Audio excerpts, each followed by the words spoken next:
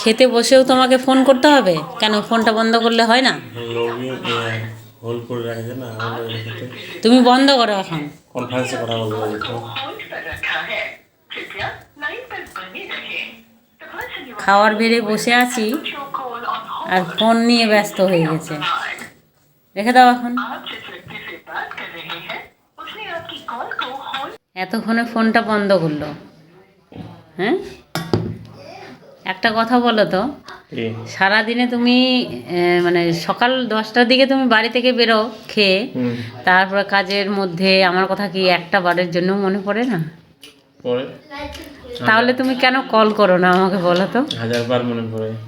একটা বারও কোনো দিন তুমি ফোন করো না আমাকে। আজকে বলো তো তুমি কেন ফোন করো না? আমি ভাবি যে তুমি রান্না বান্না করছো না কাজ করছো, কিসে ব্যস্ত আছো।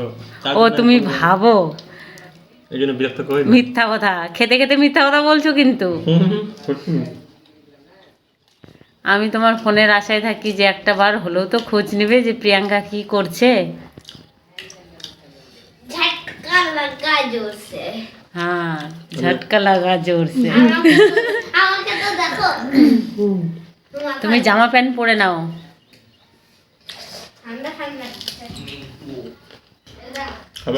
খাবো না, তুমি খাও। তাড়াতাড়ি ফিরবে আজকে। শুক্রবার